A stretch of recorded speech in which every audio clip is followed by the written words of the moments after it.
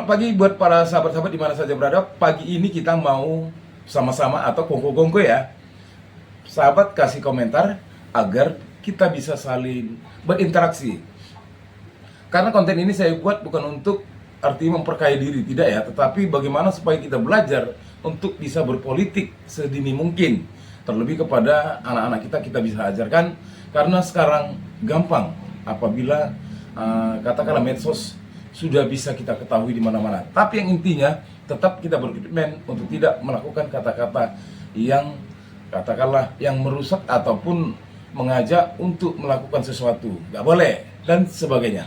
Intinya kita sama-sama bagaimana untuk menegakkan hukum, menegakkan keadilan demi bangsa dan negara, demi rakyat Indonesia. Baik, pagi ini mungkin pasti sahabat-sahabat sudah tahu tentang komitmen ataupun statementnya dari Pak Prabowo, kita harus berani.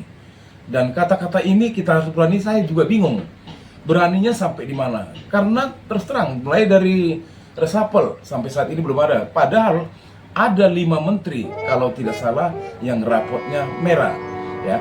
Padahal itu sudah sah-sah sampai saat ini juga masih dilakukan penyelidikan ya, karena ini pasti sangat panjang.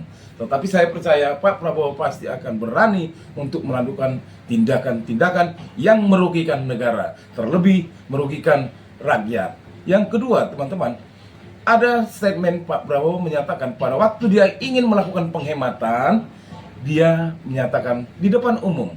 Kemarin ada pertemuan dengan warga NU. Dia menyatakan ada raja kecil yang tidak seirama dengan saya dan malah ingin berkuasa, kebal hukum. Dan lagi, setelah Bapak menyatakan Bapak mau menghemat anggaran, lagi-lagi nih anggaran. Tapi supaya lebih lengkap, saya gak panjang lebar, kita dengar dulu videonya. Sebentar sahabat-sahabat ya, agar kita tidak gagal paham. Saya melakukan penghematan. Saya ingin pengeluaran-pengeluaran yang tidak perlu, pengeluaran-pengeluaran yang mubazir, pengeluaran-pengeluaran yang alasan untuk nyolong, saya ingin dihentikan, dibersihkan. Ada yang melawan saya. Ada. Dalam birokrasi merasa sudah kebal hukum, merasa sudah menjadi raja kecil.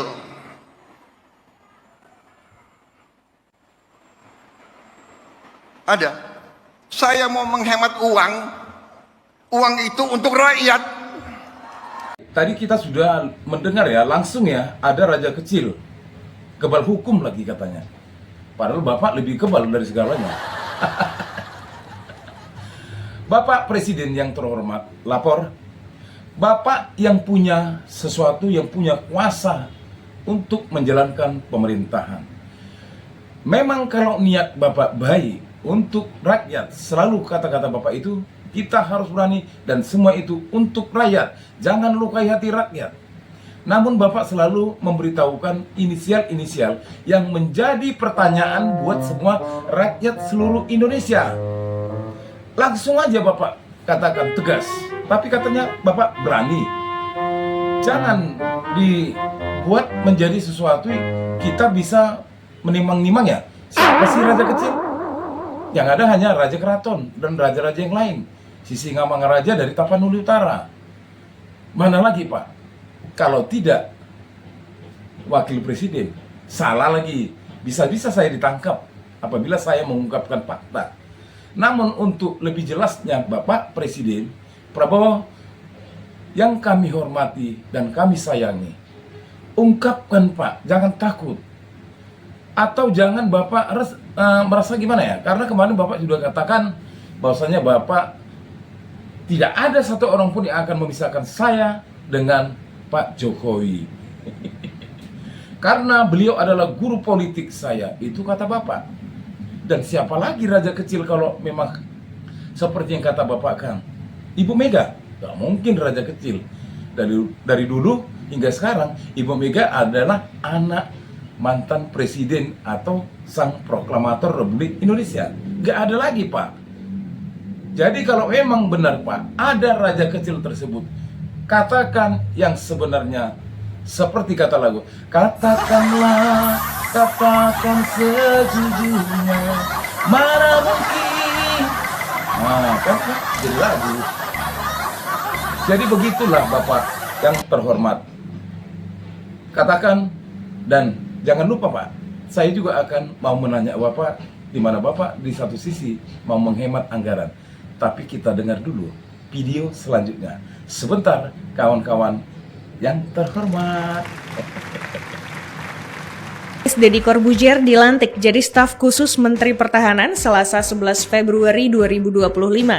Deddy mengatakan dia tetap menjalankan tugas baru di lingkungan Kementerian Pertahanan. Sahabatku, tahu kan siapa tadi yang menjadi wamen? Seorang Deddy Corbuzier yang kemarin marah-marah terhadap anak-anak. Sekarang hadiahnya menjadi wamen. Selamat Deddy Corbuzier. Ya, jadi buat teman-teman kalau mau berhasil ya, karena jangan lupa kalau menyerang saya ngonten sambil cari duit. Makasih. Ternyata Deddy Corbuzier membuat sesuatu statement seperti itu, dia berada di pihak pemerintah ya. Jadi teman-teman kalau mau berhasil selalulah berada di pihak pemerintah dan jangan melawan dan jangan seperti raja kecil. Baik teman-teman, di akhir penghujung konten saya ini semoga bisa menjadi inspirasi buat kita untuk tetap kita berada di koridor kebenaran dan kita menegakkan hukum dan keadilan demi rakyat Indonesia. Bukan hanya ngomong berapi-api, tetapi kita juga bisa senyap melalui konten-konten kita untuk menginspirasi semua warga negara Indonesia untuk tetap berkomitmen bersama-sama membangun bangsa dan negara, dan semua itu untuk kepentingan rakyat Indonesia. Salam perjuangan dari Medan, Sumatera Utara. Satyam Eva Jayate.